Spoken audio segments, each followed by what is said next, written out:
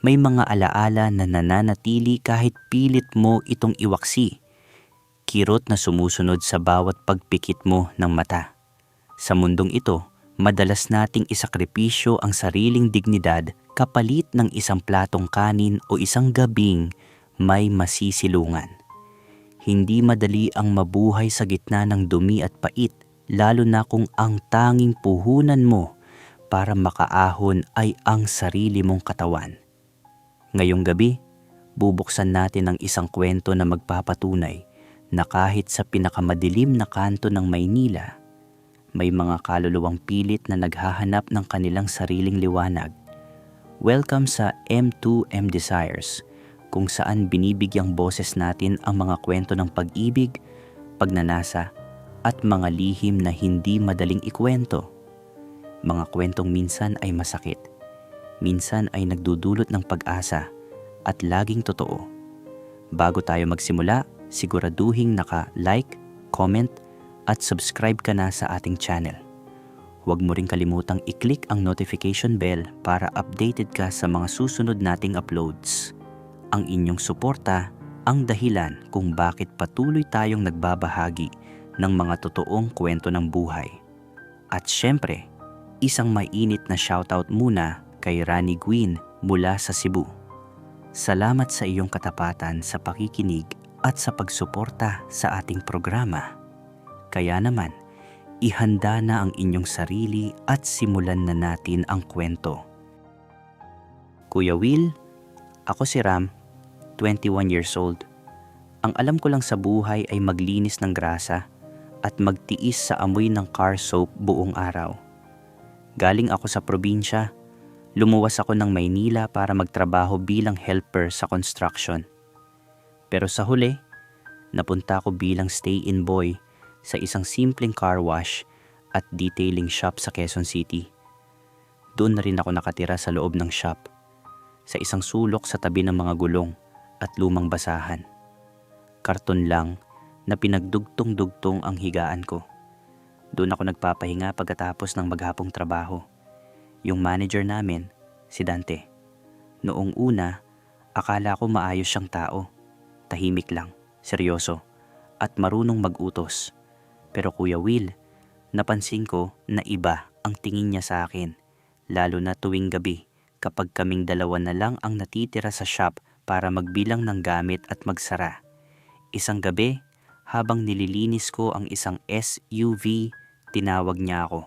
Sabi niya, "Ram, halika rito, may ipapacheck ako sa'yo."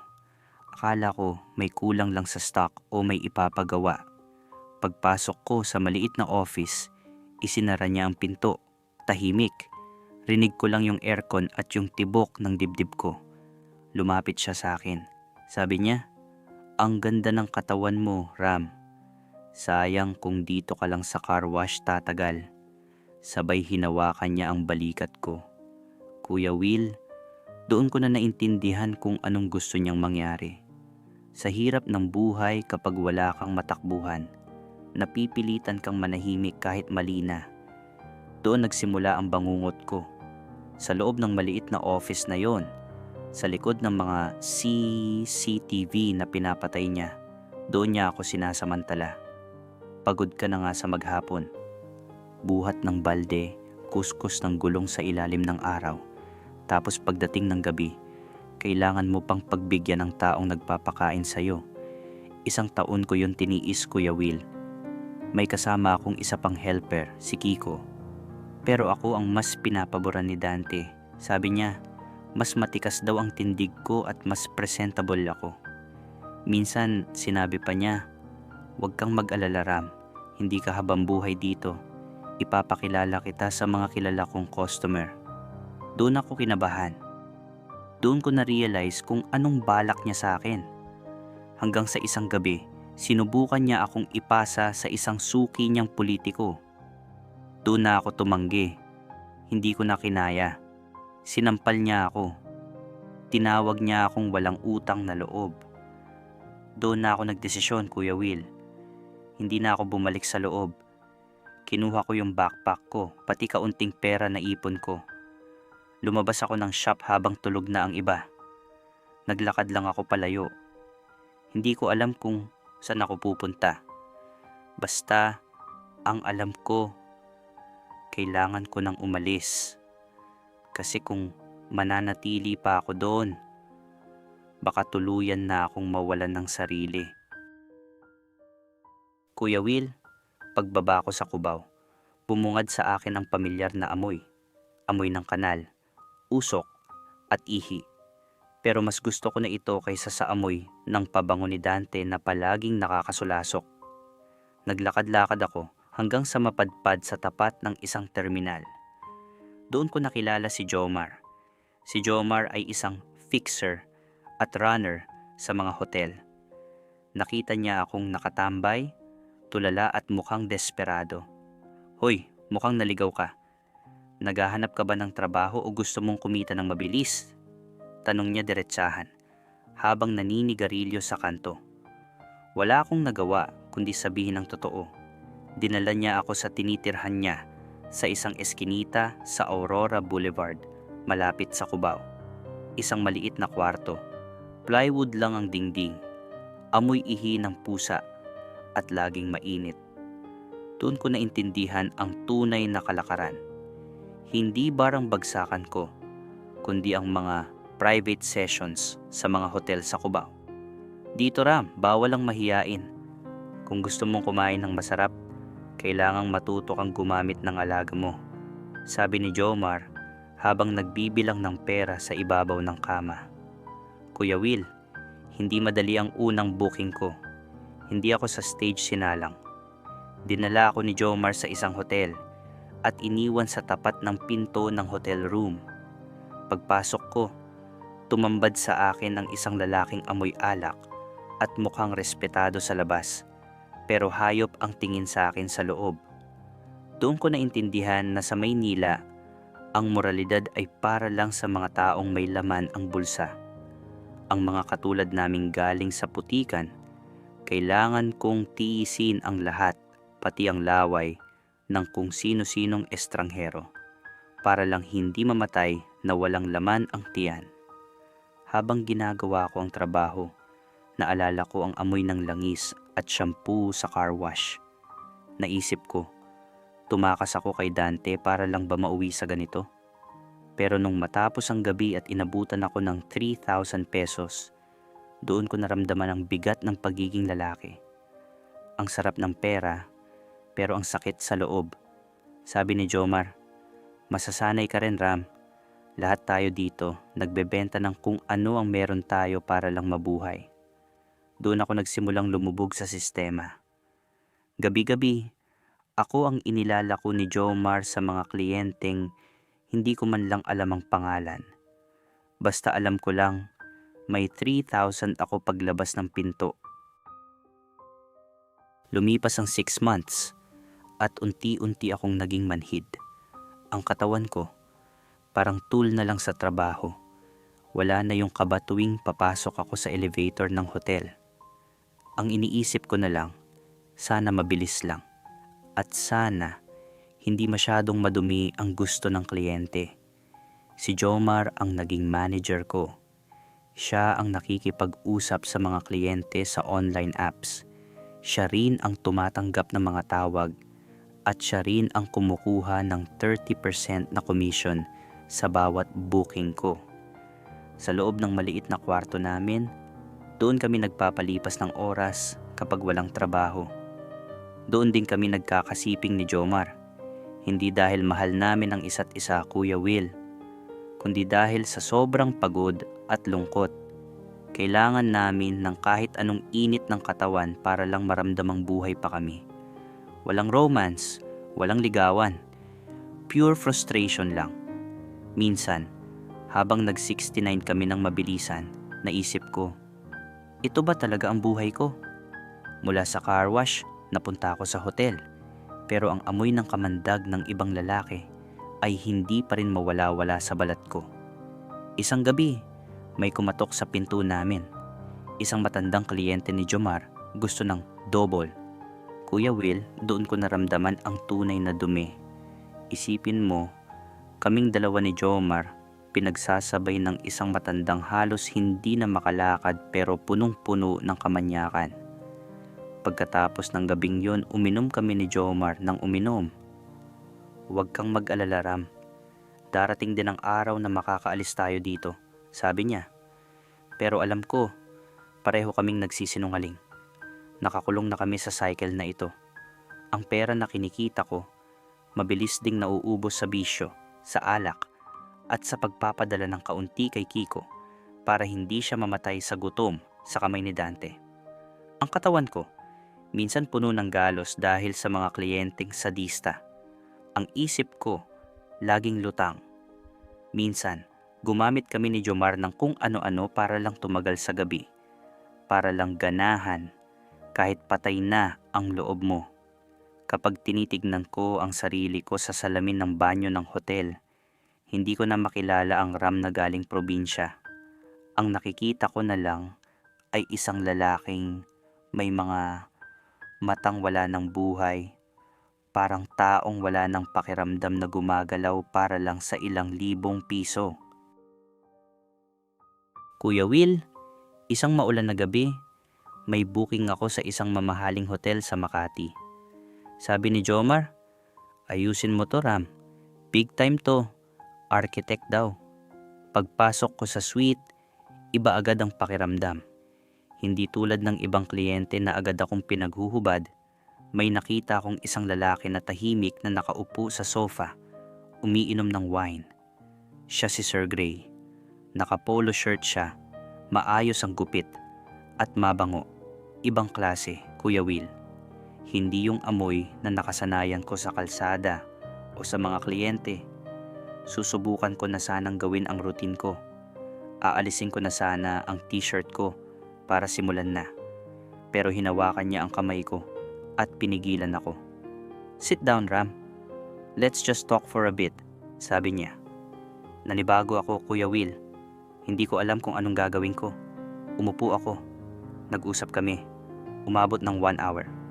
Kung ano-ano ang napag-usapan namin tungkol sa buhay ko, sa mga pangarap ko, kung paano ako napadpad sa Maynila. Habang nagsasalita ako, napansin ko na hindi siya tumitingin sa katawan ko. Sa mata ko siya nakatingin. Parang tao ako sa paningin niya, hindi parang binebenta. Nung gabing yon, hindi agad nangyari ang inaasahan ko. Sa halip, umorder siya ng pagkain. Steak at pasta na hindi ko man lang alam kung paano bigkasin ang pangalan. Kumain kami habang nagkukuwentuhan. Inamin niya na galing din siya sa hirap. Dati rin daw siyang working student, kumakapit sa kung ano-anong sideline para lang makatapos. Kuya Will, nakita ko ang sarili ko sa kanya, pero parang mas maayos, mas nakaahon na bersyon. Pagkatapos, pinahiga niya ako sa sofa ng suite niya. "You look tired, Ram. Just sleep," sabi niya. Pagkahiga ko, hindi ko napigilan ang sarili ko. Napaluha ako, hindi dahil sa lungkot, kundi dahil sa gulat. May tao pa palang kayang rumespeto sa akin kahit alam niyang binabayaran niya ako. Pero natakot din ako, Kuya Will. Sa mundong nakasanayan ko, ang kabaitan may kapalit. Hindi ko alam kung totoo ba siya o kung may hinihintay lang siyang kapalit sa dulo. Iniisip ko rin kung ito na ba ang chance ko para makaalis sa poder ni Jomar. Pero alam ko, kapag nalaman ni Jomar na wala kaming ginawa, magagalit siya. Kaya pag uwi ko, kailangan kong magpanggap. Kailangan kong umarte na parang ginawa ko ang trabaho ko. Pero sa totoo lang, Kuya Will, may naiwan sa isip ko nung gabing yon. Ang pangalan niya, si Sir Gray. Siya ang unang taong tumingin sa akin, hindi bilang parausan, kundi bilang si Ram. Kuya Will, dahil naging regular na ako ni Sir Gray, naging mabigat ang tensyon namin ni Jomar sa apartment. Halos 3 times a week niya akong kinukuha at minsan inaabot pa ako ng umaga bago makauwi. Isang madaling araw, habang nagbibilang si Jomar ng share niya, bigla niya akong tinanong, "Ano, Ram? Nakahanap ka na ba ng sugar daddy?" Lasing siya, at halatang may galit sa boses niya. Sabi pa niya, "Huwag kang magpapakasiguro dyan kay Gray. Ang mga ganyang tao, gagamitin ka lang habang bago ka pa. Pagkatapos niyan, ibabalik ka rin yan sa kung saan kita pinulot." Hindi ko napigilan ang sarili ko, Kuya Will. Sumagot ako hanggang sa lumala ang usapan namin at nauwi sa sigawan. Bigla niya akong sinampal at itinulak sa pader. Doon ko nakita ang totoong nararamdaman niya. Hindi lang galit, may takot din. Takot siyang maiwan. Takot siyang mawalan ng pinagkakakitaan at ng kasama niya sa hirap. Yung akala kong pagkakaibigan namin, parang naging pag-aari na pala ang tingin niya sa akin. Sa sobrang galit namin sa isa't isa, nauwi ang lahat sa isang marahas at walang emosyon na pagtatalik sa ibabaw ng maruming banig. Kuya Will, yung gabing yun ang pinakamarumi kong pakiramdam. Hindi namin ginawa dahil gusto namin, kundi dahil sa galit at sa kagustuhang saktan ang isa't isa. Walang lambing, walang halik, puro galaw na walang pakiramdam. Pagkatapos nun, iniwan ko si Jomar na nakahiga sa sahig, umiiyak. Lumabas ako ng kwarto. Naglakad-lakad lang ako sa labas, paikot-ikot sa kanto. Hindi ko alam kung saan pupunta. Gusto ko lang lumayo muna at huminga. Habang naglalakad ako, naisip ko si Sir Gray. Kinuha ko yung phone ko at tinawagan ko siya. Nang sumagot siya, hindi ko na napigilan ang sarili ko. Tinanong ko kung pwede ba kaming magkita. Nagkasundo kami na magkita sa isang hotel. Pagdating ko doon, diretsong umakyat na ako sa room niya. Pagbukas ng pinto, nakita niya agad na may nangyari sa akin. Hindi siya nagtanong agad. Hinawakan lang niya ako sa balikat at pinapasok sa loob. Doon ko na-realize, Kuya Will, na kailangan ko nang mamili. Kung mananatili ako kay Jomar, mananatili akong escort habang buhay. Isang lalaking habang tumatagal, unti-unting nawawala ang halaga. Pero kung sasama ako kay Sir Gray, kailangan kong iwan ang mundong kinasanayan ko. Yung mundong kahit madumi, doon ako natutong mabuhay. Mahirap mamili, Kuya Will. Pero alam ko sa sarili ko, kung hindi ako aalis ngayon, baka tuluyan na akong mawala. Kuya Will, dinala ako ni Sir Gray sa townhouse niya sa isang tahimik na subdivision. Ibang mundo siya kumpara sa nakasanayan ko. Tahimik, malinis, at walang ingay ng kalsada. Isang gabi, habang nanonood kami ng TV, bigla siyang tumigil at tumingin sa akin. "Ram, hindi ko gustong bilhin ka. Gusto kitang makasama bilang partner sa buhay," sabi niya. Natahimik ako, Kuya Will.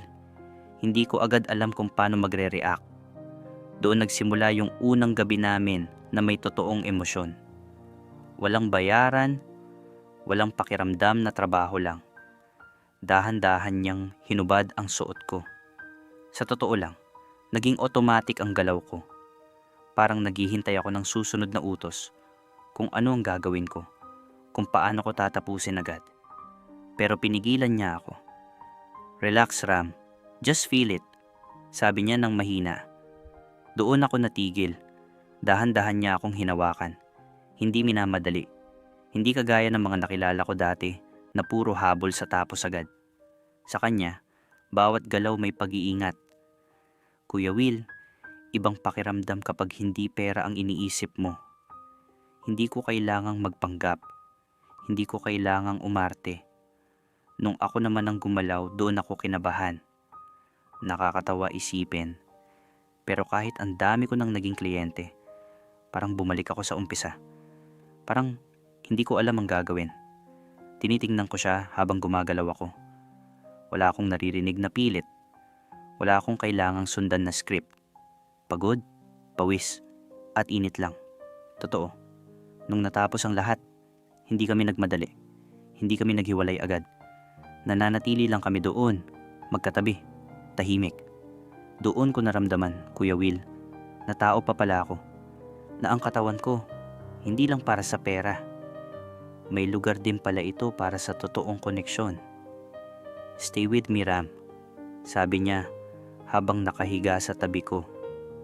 Doon ko sinabi sa sarili ko, hindi na ako babalik sa dati. Tapos na ako sa buhay na yon. Panahon na para maging Ram ulit. Hindi naging madali ang pag-alis ko.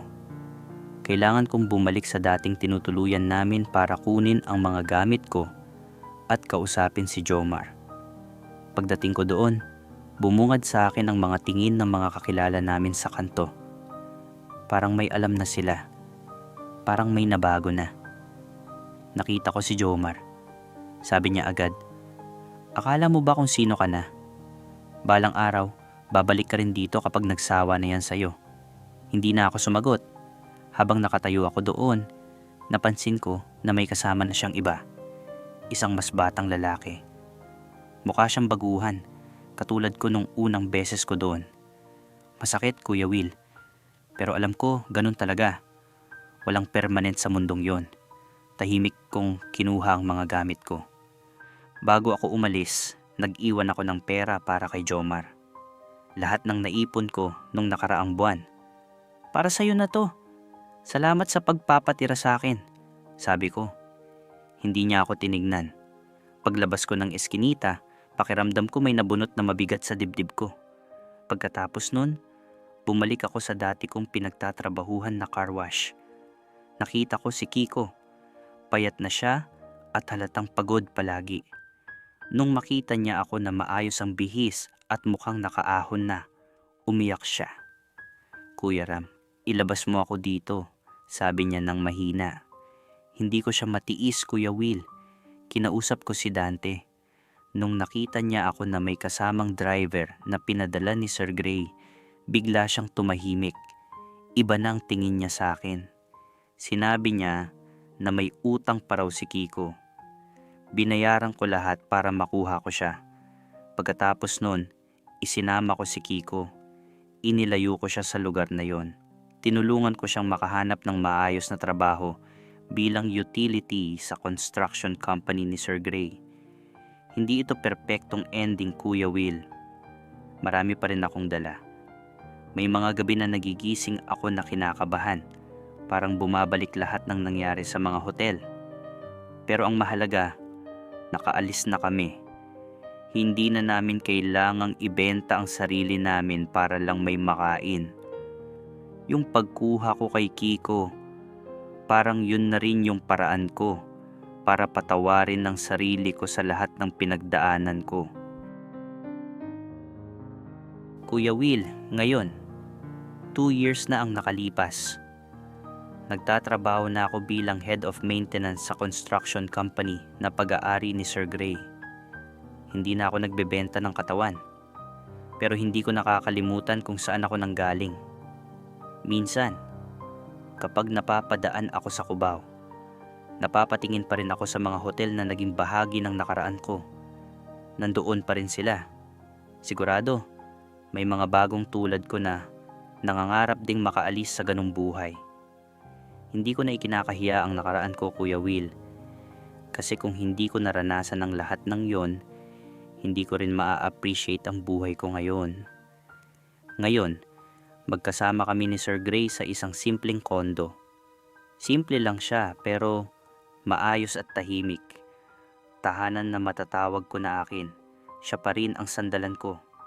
Kahit may mga pagkakataon na bumabalik ang mga alaala ko, yung mga gabing ayaw kong magpahawak dahil naaalala ko ang mga naranasan ko, nandyan siya para umintindi. Hindi siya nagmamadali. Si Kiko naman, maayos na ang lagay niya. May trabaho na siya at nag-aral na rin sa gabi. Kuya Will, kung may gusto akong sabihin sa mga nakikinig sa channel mo, ito yon. Hindi habang buhay madilim. May mga panahon na napipilitan kang gumawa ng mga bagay na hindi mo gusto para lang mabuhay. Pero wag mong hahayaang tuluyan kang lamunin nun. Matuto kang tumingin sa mas mahabang panahon. Pwedeng madumihan ang katawan mo, pero wag mong pababayaan na mawala ang pangarap mo. Ako si Ram, at ito ang kwento ko mula sa grasa hanggang sa sarili kong liwanag. Maraming salamat sa pakikinig, Kuya Will. Nakakaantig at puno ng realidad ang ibinahagi sa atin ni Ram. Isang kwentong nagsimula sa dumi ng grasa at muntik ng mabaon sa dumi ng sistema sa Maynila. Ram, hanga ako sa tapang mo. Hindi madali ang aminin na minsan, dahil sa sikmura, ay naisasantabi natin ang ating dignidad. Marami sa ating mga kapatid ang nakararanas niyan, yung pakiramdam na wala ka ng pagpipilian kundi ibenta ang sarili mo para lang may pambili ng bigas o pambayad sa upa.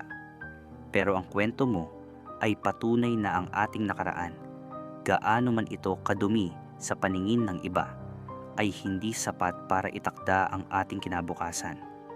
Ang payo ko sa iyo, Ram, at sa lahat ng nakikinig na nasa katulad na sitwasyon, huwag mong hayaang maging permanenteng pagkatao mo ang pansamantalang trabaho mo. Pwedeng madumihan ang iyong balat, pero ang iyong pangarap at pagkatao ay mananatiling malinis hanggat marunong kang tumayo at lumaban. At kay Sir Gray, salamat sa pagpapakita na sa kabila ng madilim na mundo, may mga tao pa ring tumitingin sa puso at hindi lang sa panandali ang aliw. Ang tunay na pag-ibig ay hindi bumibili, kundi nagpapalaya. Para sa ating mga listeners, narinig ninyo ang naging journey ni Ram mula sa pagiging car wash boy hanggang sa mahanap niya ang kanyang liwanag. Ano ang masasabi ninyo sa desisyon ni Ram na iwan si Jomar at sumama kay Sir Gray? Naniniwala ba kayo na ang lahat ng tao ay deserve ng second chance, anuman ang naging trabaho nila sa nakaraan? I-comment ninyo ang inyong mga payo at saloobin sa baba. Gusto naming malaman ang inyong panig. Bago tayo tuluyang magpaalam sa gabing ito, kung na-inspire ka o may natutunan sa kwento ni Ram, huwag kalimutang i-like ang videong ito. Mag-subscribe na rin kayo sa ating channel at pindutin ang notification bell para lagi kayong updated sa ating mga susunod na confession. Tandaan, bawat kwento ay may boses at bawat boses ay may halaga. Hanggang sa muli, ito ang inyong lingkod, Kuya Will, para sa M2M Desires. Magandang gabi sa inyong lahat.